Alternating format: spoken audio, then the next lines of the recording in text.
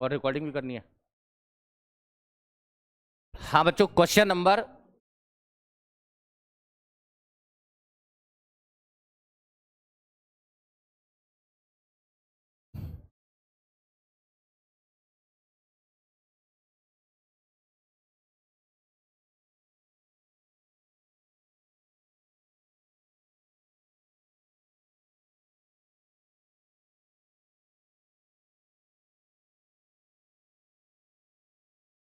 Question number 31 को सब लोग पढ़ो पहले। क्वेश्चन क्या कह रहा है? निवेश के संबंध में निम्नलिखित पर विचार करें। यानी इन्वेस्टमेंट से रिलेटेड आपको डिस्कशन करना है। बॉन्ड, हेज फंड, स्टॉक और वेंचर कैपिटल। आपसे यह कहा जा रहा है कि इनमें से कितने अल्टरनेटिव इन्वेस्टमेंट फंड हैं। तो सबसे पहले बात तो ये होनी चाहिए कि अल्टरनेटिव इन्वेस्टमेंट फंड क्या होते हैं। देखो, अल्टरनेटिव इन्वेस्टमेंट फंड होते हैं रिस्की फंड, जहां पर रिस्क ज्यादा होता है। तो स्वाभाविक सी बात है, इन फंड में जो लार्ज इन्वेस्टर होते हैं वो कंट्रीब्यूट करते हैं। रिटेल इन्वेस्टर नहीं करता कंट्रीब्यूट, क्योंकि रिटेल इन्वेस्टर उतना रिस्क नहीं लेता। जो बड़े बड़े इन्वेस्टर होते हैं वो इस फंड के अंदर क्या करते हैं? कंट्रीब्यूट करते हैं। अब एक बात बताओ, स्टॉक हमने पढ़ा है कि इसमें तो एक इंडिविजुअल पर्सन से लेके कोई भी इन्वेस्ट करता है, रिटेलर भी करता है। इसका मतलब स्टॉक तो डेफिनेटली अल्टरनेटिव इन्वेस्टमेंट फंड नहीं है। साथ ही साथ हेज फंड भी ऐसे ही होते हैं। साथ ही साथ हेज फंड जिसमें बड़े इन्वेस्टर्स क्या करते हैं? इन्वेस्ट करते हैं। रिस्क को डाइवर्ट भी किया जाता है इन फंड के थ्रू। ऐसे समझ लो, मेरा पोर्टफोलियो 200 करोड़ का है। अब मैं एक्सपेक्ट कर रहा हूं कि यार मार्केट नीचे जा सकता है, तो मेरे लिए तो बहुत बड़ा रिस्क हो जाएगा। तो मैंने क्या किया, एक हेजिंग के तौर पर एक दूसरा फंड क्रिएट किया है, ताकि इस फंड के रिस्क को मैं क्या कर सकूं, उससे सेट ऑफ कर सकूं। मान लो ये मैंने बाइंग कर रखा है, इतना फंड मैंने क्या कर रखा है? सेल कर रखा है। तो अगर यहां प्रॉफिट लगेगा तो यहां लॉस होगा, सेट ऑफ हो जाएगा, और यहां लॉस लगेगा तो यहां पर। तो हेज फंड ये होता है जो रिस्क को क्या कर लेता है। तो हेज फंड में भी जनरली बड़े इन्वेस्टर ही कंट्रीब्यूट करते हैं, तो ये भी एआईएफ के अंदर आता है। बॉन्ड एक इंडिविजुअल पर्सन से लेके कोई भी बाइंग करता है, और रिस्क तो होता ही नहीं बॉन्ड में, बहुत कम रिस्क होता है। इसका मतलब बॉन्ड और स्टॉक आपके अल्टरनेटिव इन्वेस्टमेंट फंड। कौन कौन सा अल्टरनेटिव इन्वेस्टमेंट फंड आपका? अब आप कहोगे सर वेंचर कैपिटल क्या होती है? ऐसे समझो एक बड़ी कंपनी है, और मैंने या खजान सर ने, या मान लेते हैं कोचिंग के लिए एक बड़ा एक प्रोजेक्ट हमें शुरू करना है, स्टार्टअप शुरू करना है। इसके लिए हमें क्या चाहिए? कैपिटल चाहिए स्टार्टअप के लिए। तो हमने एक फंड बनाया है। जो लार्ज इन्वेस्टर है वो उस फंड में क्या कर रहे हैं? इन्वेस्ट कर रहे हैं, और उस फंड का पैसा इस स्टार्टअप को आगे बढ़ाने के लिए क्या होगा? किया जाएगा। अब स्वाभाविक सी बात है, स्टार्टअप है, बढ़ भी सकता है, नहीं भी बढ़ सकता, रिस्की हो गया ना। तो इसलिए यहां इन्वेस्टमेंट कौन कर रहा है? Large investor. तो वेंचर कैपिटल समझ आ रही है क्या है? स्टार्टअप्स को कैपिटल का अरेंजमेंट करने के लिए बनाया गया फंड है, जिसमें कंट्रीब्यूट कौन कर रहा है? तो आपका आंसर बनेगा, इसमें कौन कौन सा है अल्टरनेटिव इन्वेस्टमेंट फंड? एक हेज फंड और दूसरा, तो आंसर बनेगा केवल। बात समझ आई या नहीं आई? क्वेश्चन नंबर 32 देखो क्या कह रहा है। निम्नलिखित में से भारतीय रिजर्व बैंक के आय के स्रोत क्या है?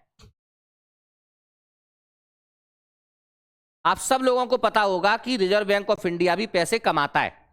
ये क्वेश्चन बच्चों बहुत एक्सपेक्टेड क्वेश्चन है, आना ही था। क्यों? मैंने आपको बताया था कि रिजर्व बैंक ऑफ इंडिया की जो कमाई है उसका एक बहुत बड़ा डिविडेंड, लगभग 2,70,000 करोड़ रुपए का डिविडेंड भारत सरकार को जाने वाला है। अभी न्यूज में था ये, हाँ न्यूज में था ना।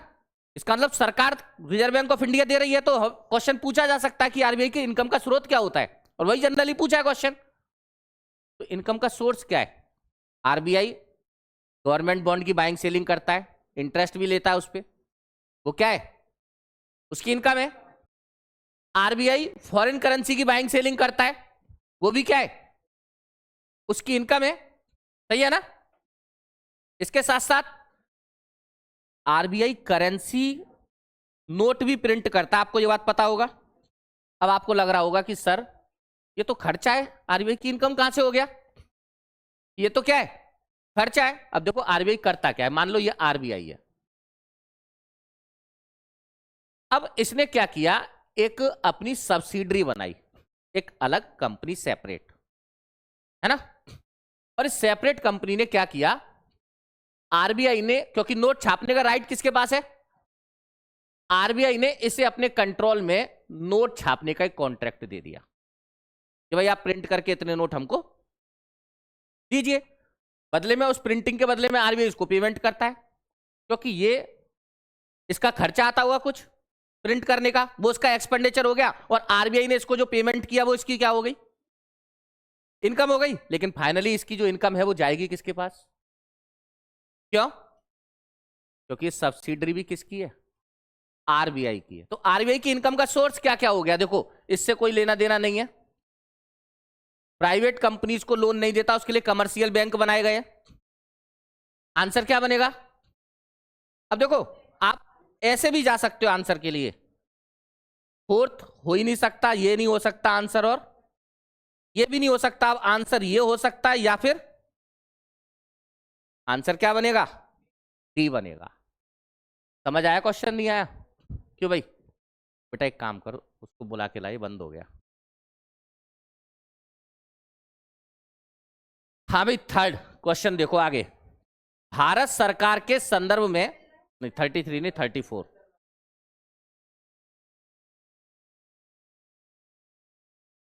क्वेश्चन नंबर 34, निम्नलिखित कथनों पर विचार करें। आपको डिस्कस करना है। भारतीय रिजर्व बैंक भारत में सूचीबद्ध सभी कंपनियों को व्यवसाय उत्तरदायित्व स्थिरता रिपोर्ट प्रस्तुत करने का आदेश देता है। BR SR। क्यों भाई, क्यों देगा? क्यों देगा? है कौन आरबीआई? मैंने एक कंपनी बनाई है और लिस्टेड कंपनी है। तो बच्चों लिस्टेड कंपनी है तो पापा आरबीआई कैसे? पापा कौन होगा इसका? पढ़ाया है ना? Security exchange board of India आदेश दे सकता है लिस्टेड कंपनी के लिए, तो आरबीआई कैसे दे देगा? बात समझ आई या नहीं आई? इसका मतलब पहला स्टेटमेंट, अगर बेसिक भी तैयार है ना, तो देखो क्वेश्चन मिल गया। हमें पता है फाइनेंशियल मार्केट का पप्पा कौन होता है, से भी कल परसों ही पढ़ा के चुका हूं। अब आप खुद सोच के देखो कि अगर लिस्टेड कंपनी है तो वो अपनी रिपोर्ट सेबी को देगा, आरबीआई को क्यों देगा? अब दूसरी बात सुनो, ये रिपोर्ट होती क्या है? BR SR रिपोर्ट होती क्या है कोई आइडिया? BR SR रिपोर्ट होती क्या है? तो बच्चों इस रिपोर्ट को समझना, पहले मेरी बात को बड़े ध्यान से। एक कंपनी है, उससे जुड़े हुए बहुत सारे लोग हैं। देखो, कंपनी के कस्टमर कंपनी से जुड़े हैं, कंपनी के लेबर कंपनी से जुड़ी हुई है, मैनेजमेंट कंपनी से जुड़ा हुआ है, एनवायरनमेंट कंपनी से जुड़ा हुआ है। तो एक कंपनी का इनके प्रति जिम्मेदारी नहीं बनती, दायित्व नहीं बनता कुछ? एनवायरनमेंट के लिए कंपनी को क्या करना चाहिए? काम करना चाहिए। भाई जब आप एटमॉस्फेयर में मीथेन रिलीज कर रहे हो तो आपकी जिम्मेदारी भी बनती है कि आप उसको क्लीन करने में भी क्या करें? मदद करें। ये आपकी सोशल रेस्पॉन्सिबिलिटी बनती है, गवर्नेंस के मामले में भी आपकी रेस्पॉन्सिबिलिटी बनती है। तो कंपनी के जब रिजल्ट आते हैं कि कंपनी ने क्या कमाया क्या नहीं कमाया, कंपनी जब अपनी बैलेंस शीट और profit and loss account publish करती है तो उसके साथ साथ इस रिपोर्ट को भी देती है कि हमने साहब गवर्नेंस के लिए ये काम किया है, हमने एनवायरनमेंट के लिए ये काम किया है। ये सारी रिपोर्ट, इस रिपोर्ट को क्या बोलते हैं? कौन किसको जाती है रिपोर्ट? सेबी को। तो भारत में BR SR प्रस्तुत करने वाली कंपनियां ऐसे खुलासे करती हैं जो मुख्य रूप से गैर वित्तीय प्रकृति के होते हैं। हमने एनवायरनमेंट के लिए क्या काम किया है, गवर्नेंस के लिए क्या काम किया है, अपने यहाँ लेबर वेलफेयर के लिए हमने क्या काम किया है। बात समझ आ गई? क्योंकि अगर पैसा खर्च करोगे तो P&L अकाउंट में आ गया, तो इसका मतलब सेकंड ऑप्शन आपका क्या हो गया, आंसर क्या बनेगा। क्या बात समझ आई या नहीं आई? मुझे लगता है बंद ही हो गया है। चलो क्वेश्चन नंबर 35 को देखो बच्चों।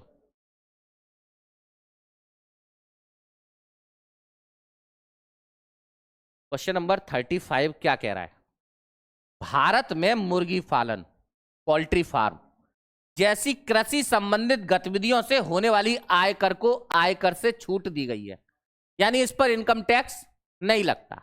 एक मिनट, इनकम टैक्स से छूट केवल किसको मिली हुई है, एग्जम्पशन किसको मिली हुई है, केवल कृषि को, कृषि से संबंधित गतिविधियों को नहीं। अगर मैं अमूल कंपनी मिल्क बेच के पैसा कमाती है तो उसके ऊपर इनकम टैक्स नहीं लगता क्या, बोलो। हाँ, किसान के ऊपर नहीं लगता जो कृषि से कर रहा है काम। इसका मतलब एग्रीकल्चर को एग्जेम्पशन है, ना कि उससे रिलेटेड अदर एक्टिविटीज को। इसका मतलब इनकम टैक्स तो लगेगा। तो पहला ऑप्शन क्या हो गया, आयकर अधिनियम 1961 के प्रावधानों के अंतर्गत ग्रामीण कृषि भूमि से प्राप्त आय को कर से छूट दी गई है। आपको पता है एग्रीकल्चर इनकम होती है, वो एग्रीकल्चर लैंड होती है। अगर आप थोड़े से भी अवेयर हैं तो एक एग्रीकल्चर लैंड होती है और एक अदर लैंड होती है। हमें 143 करा के पहले उस एग्रीकल्चर लैंड को अदर यूज के लिए कन्वर्ट करना होता है, तब हम उस पर बाकी के काम कर सकते हैं। एग्रीकल्चर लैंड मान लो मैंने 4 लाख रुपए की खरीदी और वो मैंने बाद में 6 लाख रुपए की बेच दी, तो 2 लाख कैपिटल गेन है। लेकिन यहां एग्रीकल्चर लैंड पर कैपिटल गेन नहीं लगता है, इस बात को याद रखना। एग्रीकल्चर लैंड होता यह है कि जो जितने भी एरिया है, सिटी है, शहर है, डिस्ट्रिक्ट है, उन सब में हमारा जो नगर पालिका, नगर निगम, वो नोटिफाइड एरिया कर देता है कि कौन सा एरिया एग्रीकल्चर लैंड के अंदर आता है। और अगर आप उस लैंड को बेच के पैसा कमाते हो तो वहां पर आपको कैपिटल गेन टैक्स नहीं देना पड़ता। इसका मतलब सेकंड वाला ऑप्शन क्या है आपका, सही है। आंसर क्या बनेगा, आंसर बनेगा डी। समझ आई बात, नहीं आई? सीधा क्वेश्चन पेपर में कभी भी नहीं मिलेगा। आपको क्या करना पड़ेगा यहां से, आपको क्या करना पड़ेगा यहां से, जब तक आप अपनी नॉलेज को अप्लाइड करना नहीं सीखोगे तब तक पेपर सॉल्व। और पेपर मुश्किल नहीं है अगर आप थोड़ा सा अवेयर होकर के क्या कर रहे हो, पढ़ाई कर रहे हो तो। अगला क्वेश्चन देखो,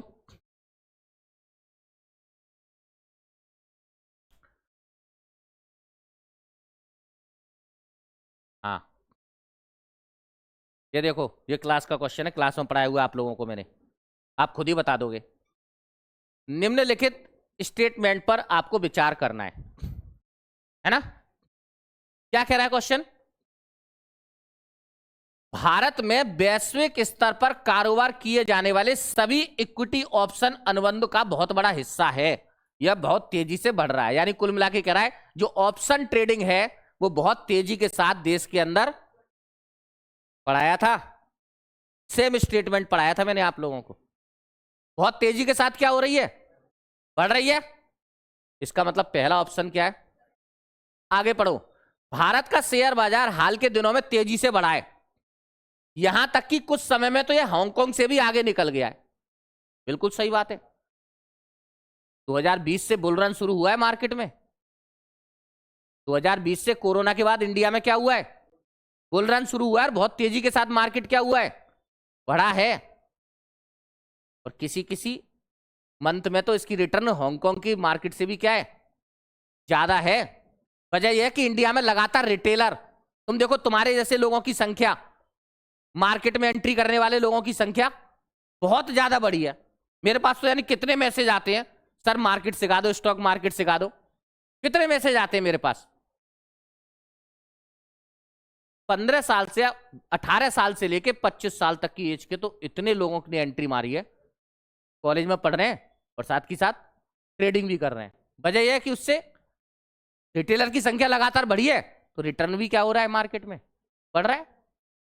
इसका मतलब ये स्टेटमेंट भी क्या है, छोटे निवेशकों को ऑप्शन ट्रेडिंग के जोखिम के बारे में चेतावनी देने या संबंध में फाइनेंशियल सलाहकारों पर कार्रवाई करने के लिए कोई विनायक संस्था नहीं है।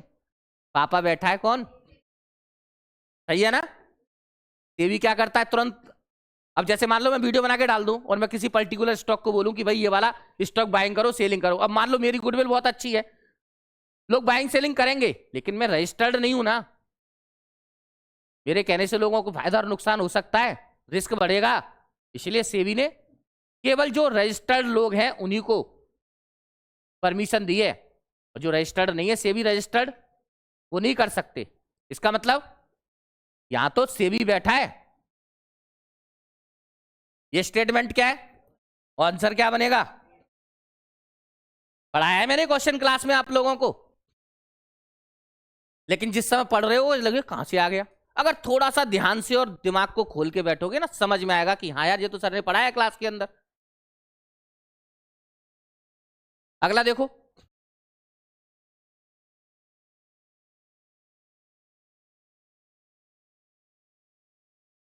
Question number 39। ये भी यूनिट हुई नहीं है बच्चों, ये वास्तव में इन्वायरमेंट और इकोनॉमी के साथ जोड़ के बनाया गया क्वेश्चन। चक्रीय अर्थव्यवस्था ग्रीन हाउस गैसों के उत्सर्जन को कम करती है। Cyclical economy, circular economy green house gases को कम करती है, बिल्कुल सही है। कैसे, सर्कुलर इकोनॉमी में क्या होता है कि आपकी एक इंडस्ट्री का वेस्टेज दूसरी इंडस्ट्री के लिए इनपुट का काम करता है, और इस तरीके से वेस्टेज का रिसाइकल हो जाता है, ये बोलते हैं सर्कुलर इकोनॉमी। स्वाभाविक सी बात है, अगर सर्कुलर इकोनॉमी है तो वेस्टेज को रिसाइकल करेगी, एनवायरनमेंट को प्रोटेक्ट करेगी, तो ग्रीन हाउस गैसेस को तो वो क्या करेगी। इसका मतलब स्टेटमेंट क्या है, चक्रीय अर्थव्यवस्था इनपुट के रूप में कच्चे माल के उपयोग को कम कर देती है। क्यों भाई, जो साइक्लिकल है वो रॉ मटेरियल के यूज को क्या कर देती है, बिल्कुल सही है। वेस्टेज को क्या कर लेती है, वो यूज करती है। और third, cyclical economy production process में अपव्यय को भी क्या कर देती है। ये बात भी एकदम क्या है, सही है। तीनों स्टेटमेंट सही है, लेकिन ये इस बार यूपीएससी ने नए तरह से क्वेश्चन पूछा है। नए तरह से पहले क्या होता था, रीजन, असेसन और रीजन आता था, फिर नीचे लिखता था असेसन भी सही है, रीजन भी सही है, सही एक्सप्लेनेशन है। इस बार उसने कुछ नहीं किया, आपको खुद बनाना है रीजन और खुद बनाना है क्या, असेसन, और फिर आंसर बताना है इन चार में से क्या सही होगा। सही है ना। ये इस बार यूपीएससी ने नए टाइप का क्वेश्चन पूछ लिया है। सबसे ज्यादा टाइम लगा इस क्वेश्चन को सोल्व करने में। कथन 2 और कथन 3 दोनों सही है, बात तो सही है, और दोनों कथन एक की क्या करते हैं, एक्सप्लेनेशन भी कर रहे हैं। क्या कह रहा है, ग्रीन हाउस गैसेस कम करती हैं। क्यों कम करती हैं, क्योंकि एक तो ये वेस्टेज का यूटिलाइजेशन करती हैं और उनके अपव्यय को क्या कर देती हैं, घटा देती हैं, और इसलिए एटमॉस्फेयर को क्या करती हैं, प्रोटेक्ट करती हैं। तो आंसर क्या बनेगा बच्चों, इसको लेकर के कई सारे कोचिंग्स में डिस्प्यूट मिलेंगे कि सही आंसर क्या बनेगा, कई सारे वन मिलेंगे, और ये तो यूपीएससी निकालेगा सही क्या बनेगा। लेकिन मेरा बुद्धि विवेक जो कहता है, मेरे हिसाब से ऑप्शन ए क्या होना चाहिए, सही होना चाहिए। क्वेश्चन नंबर नेक्स्ट देखो, इसे तो तुम लोग भी सॉल्व कर दोगे, कल परसों क्लास में पढ़ा के चुका हूं, देखना। निम्नलिखित कथनों पर विचार कीजिए। क्या क्वेश्चन है, कैपिटल रिसीप्ट सरकार की लायबिलिटीज बढ़ाती हैं और उसकी एसेट्स में कमी लाती हैं। क्या ये सही है, पढ़ाया क्लास में। कैपिटल रिसीप्ट उन्हें कहते हैं जो या तो क्या बढ़ा दे, लायबिलिटीज बढ़ा दे, या फिर क्लास का ही क्वेश्चन है। इसका मतलब ये स्टेटमेंट क्या है, बोरोइंग और डिसइन्वेस्टमेंट कैपिटल रिसीप्ट है। हाँ, तीन ही चीज आती है कैपिटल रिसीप्ट में, बोरोइंग, डिसइन्वेस्टमेंट और रिकवरी ऑफ। इसका मतलब दोनों ये भी क्या है, इंटरेस्ट रिसीप्ट ऑन लोन सरकार की लायबिलिटीज बढ़ाती है, नहीं, ये तो नॉन टैक्स रिसीप्ट है। याद है ना, interest receipt non tax receipt में पढ़ाया था मैंने। इसका मतलब ये आंसर क्या है? आंसर क्या बनेगा? अरे इससे ज्यादा आसान क्या होगा क्वेश्चन? बेटा क्वेश्चन कोई भी मुश्किल नहीं है। अभी तुम थोड़ा थोड़ा सा, अभी कितने दिन हुए हैं मेरे साथ तुम लोगों की क्लास शुरू हुए? 12-14 दिन हुए। 12-14 दिन में मुझे लगता है तुम्हारा दिमाग बहुत खुलना चाहिए। चीजें अब तो इतनी लगनी चाहिए कि हाँ ये चीजें मेरी पड़ी हुई हैं। अभी तो प्रैक्टिस प्रैक्टिस और सिर्फ प्रैक्टिस, अपने आप परफेक्शन आ जाएगा। अगला क्वेश्चन देखो।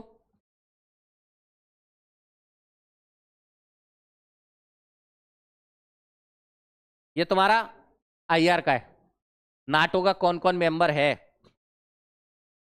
एंड्रीज, ये ज्योग्राफी का है। ये ज्योग्राफी का है। ये ज्योग्राफी का क्वेश्चन है। ये ज्योग्राफी का है। ज्योग्राफी वाले सर आ जाएं तो उनसे ज्योग्राफी करवा लेना बच्चों, है ना।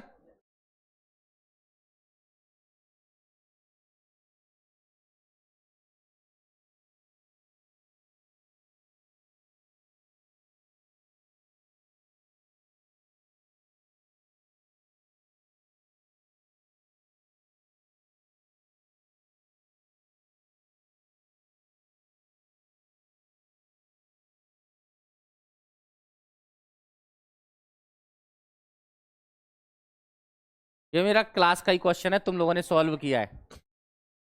ये तुम लोगों ने खुद सॉल्व किया है ना। क्लास में कराया था इस टाइप का क्वेश्चन मैंने। क्या कह रहा है? रेवेन्यू एक्सपेंडिचर है कितना, और रेवेन्यू रिसीप्ट कितना है, बोरोइंग कितनी है, और इंटरेस्ट पेमेंट कितना है। क्या कह रहा है? कौन सा स्टेटमेंट सही है? रेवेन्यू डिफिसिट, बेटा क्या फॉर्मूला पढ़ाया था रेवेन्यू डिफिसिट का? रेवेन्यू एक्सपेंडिचर माइनस, तो रेवेन्यू एक्सपेंडिचर तो ये गया, और रेवेन्यू रिसीप्ट आंसर। क्लास का ही क्वेश्चन है ना। और आगे क्या कह रहा है? Physical deficit. मैंने हमेशा क्या बताया था, किसके इक्वल होता है?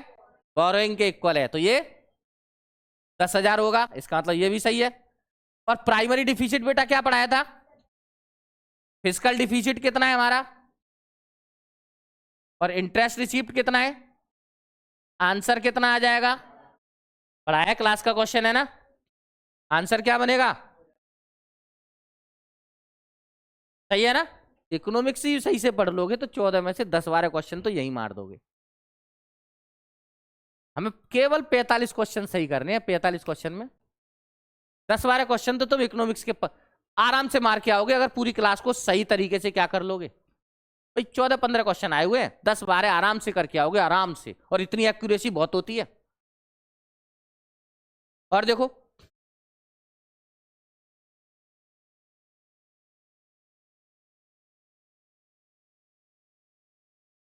सेवेंटी 75 क्वेश्चन देखो। फिजिकल डिफिसिट दे रखा है कितना, और नॉन डेप्ट कैपिटल रिसिप्ट। नॉन डेप्ट कैपिटल रिसिप्ट मतलब डिसइन्वेस्टमेंट और बोरोइंग। बोरोइंग जोड़ दोगे तो टोटल कैपिटल रिसिप्ट हो गई। नॉन डेप्ट कैपिटल रिसिप्ट, तो बोरोइंग और डिसइन्वेस्टमेंट की वैल्यू कितनी आ गई? 10,000। और इंटरेस्ट पेमेंट कितना है?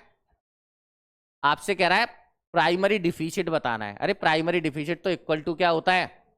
फिजिकल डिफिसिट और माइनस माइनस इंटरेस्ट पेमेंट कितना है, आंसर मिल गया। क्या बनेगा?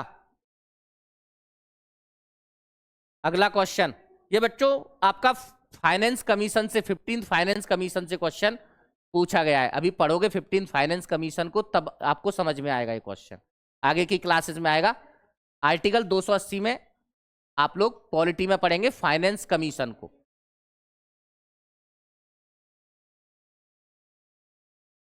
देखो यहां पर, ये तो आप सब लोगों को पता होना चाहिए 45% नहीं है, 41% है, तो दो तो बिल्कुल ही गलत हो गया। आंसर ये गया भाई। केंद्र और राज्य के बीच में जो हिस्सेदारी बांटी जाती है वो फाइनेंस कमीशन की रिकमेंडेशन पर बांटी जाती है। टोटल टैक्स कलेक्शन का 41% जा रहा है स्टेट को, और यहां कितना कह रहा है 45%। अब सिंपल बात यह है कि इसका मतलब दूसरा ऑप्शन तो गलत है ही, तो ये भी गलत, ये भी गलत और ये भी गलत। आंसर क्या है? ये क्या आंसर?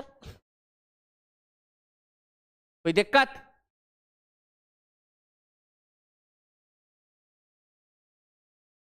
आरटीजीएस और एनईएफटी, हिंदी वाले देखो सब नोट्स खोल के देखो, बैंकिंग के नोट्स हिंदी वाले किसके पास हैं देखो। आरटीजीएस एनईएफटी और इंग्लिश वाले भी देखो खोल के, बैंकिंग में मिलेगा नोट्स में मेरे में। अरे बैंकिंग खोलो पहले।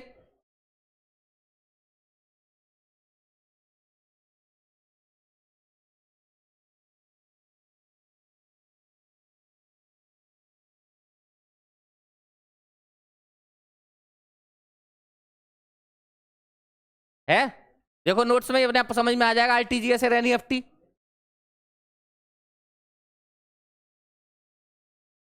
सबसे शुरू में ही दे रखा है नोट्स में मेरे में।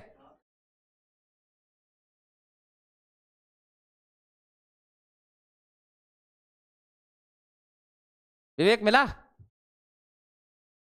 देख यहीं देख, यहीं देख, यहीं देख।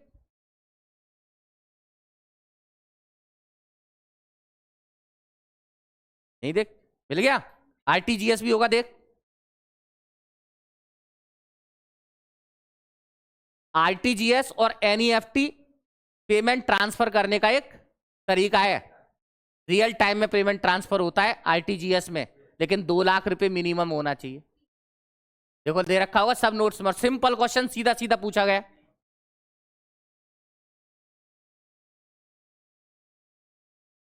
क्या कह रहा है? आरटीजीएस में निपटान समय तत्कालिक है, एनईएफटी में थोड़ा सा टाइम लग जाता है। सही बात है, ये देखो दे रखा है नोट्स में, ये रियल टाइम में RT, RT means real time. RTGS में ग्राहक से लेन देन के लिए शुल्क लिया जाता है, जबकि नेफ्ट के मामले में ऐसा नहीं है, नहीं लिया जाता आरटीजीएस में भी कोई। इसका मतलब ये वाला आरटीजीएस के परिचालन समय कुछ दिनों के लिए प्रतिबंधित है, जबकि नेफ्ट के लिए सच नहीं है। यह बात भी गलत है। 24 घंटे ये सुविधाएं आप लोगों को मिलती है, 24/7 मिलती है। ऐसा नहीं कि दिन में ही रहेगी रात में नहीं, तो प्रतिबंधित नहीं है ना? क्या बनेगा आंसर? उसमें दे रखा है नोट्स में, देखो पूरा पढ़ लोगे समझ में आ जाएगा कि हाँ ये गया इसका आंसर। समझ आया नहीं आया? आगे चले।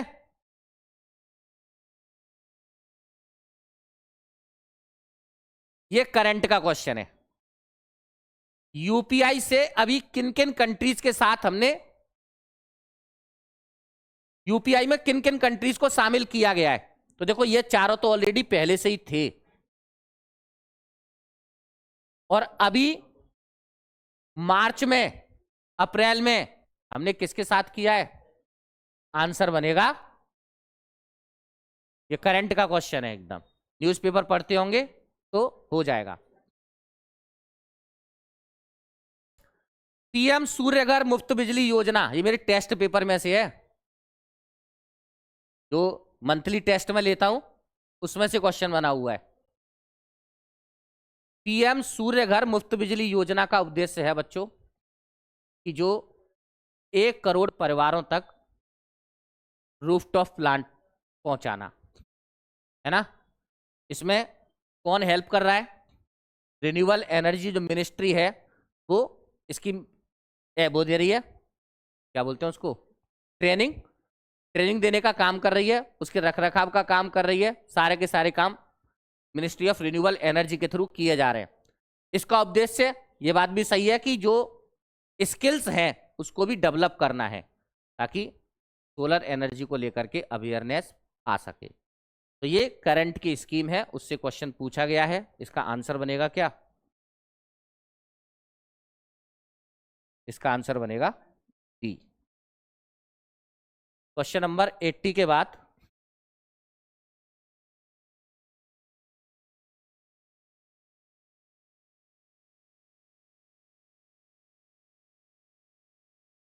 ये सब पॉलिटी है बच्चों।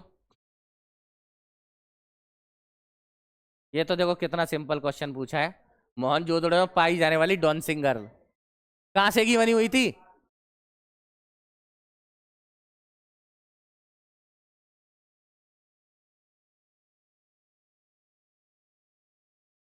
बस 14 क्वेश्चन इकोनॉमिक्स के हैं बच्चों, जिसमें से कम 6 क्वेश्चन आप लोगों को, अभी मैंने 10 दिन हुए क्लास शुरू हुए, 6 क्वेश्चन आप लोगों को मिल जाएंगे। देखो क्वेश्चन पेपर फिर से बता रहा हूं, पिछले 4 से 5 साल का ट्रेंड ये चल रहा है कि एक तो आपसे बजट, फाइनेंशियल मार्केट, बैंकिंग, इस बार इन्फ्लेशन गायब कर दिया है। नहीं तो ये 4 यूनिट, मैंने फर्स्ट डे आया था, आपको याद है फर्स्ट डे मैंने क्या बताया था कि प्रीलिम्स के लिए कौन कौन सी यूनिट इंपॉर्टेंट है, यही बताया था। आपके सामने पेपर कल परसों हुआ है, आप देख सकते हो, और क्वेश्चन वहीं से है जहां से मैंने आप लोगों को बताया था। ठीक है ना? तो बच्चों अच्छे तरीके से पढ़ाई करो, पेपर को सब लोग निकालना, और जो जो टॉपिक आपके कंप्लीट हो चुके हैं इकोनॉमिक्स के, बाकी सब्जेक्ट के, वो क्या करने हैं, प्रैक्टिस करनी है। पेपर बिल्कुल मुश्किल नहीं है, आराम से 50 क्वेश्चन बड़े आराम से होंगे। मैं प्रैक्टिस में नहीं हूँ, करंट वरेंट कुछ नहीं पढ़ रहा हूँ अपने इकोनॉमिक्स के अलावा, लेकिन उसके बावजूद भी मैं 50 क्वेश्चन बड़े आराम से कर दूंगा, कोई दिक्कत आने वाली। तो आप लोग भी कर सकते हो, आप लोग तो प्रैक्टिस में हो रहे हो, तो बड़े आराम से कर सकते हो, बशर्ते आप रेगुलर पढ़ाई करो। तो पेपर मुश्किल नहीं था, 2024 के कंपैरिजन में पेपर का लेवल इजी है। तो मैं इस पेपर को इजी टू मॉडरेट रख सकता हूँ। कुछ लोग इसको मॉडरेट टू हार्ड बोल रहे हैं, तो उन्होंने हार्ड देखा ही नहीं, फिर इसका मतलब हार्ड पेपर आता कैसा है। पेपर इजी टू मॉडरेट है, नहीं मुझे नहीं लगा लेंदी है, बिल्कुल बैलेंस पेपर है। अगर कोई सीरियस कैंडिडेट है तो आराम से 50 क्वेश्चंस पहुंच सकता है, बड़े आराम से। पॉलिटी एकदम इजी थी, हिस्ट्री एकदम इजी थी, इकोनॉमिक्स इतना मुश्किल नहीं था, आराम से आप 50 क्वेश्चन तक पहुंच सकते हो, कोई बड़ा काम नहीं है। ठीक है बच्चों, अब क्लास शुरू करते हैं, 1 मिनट आता हूं।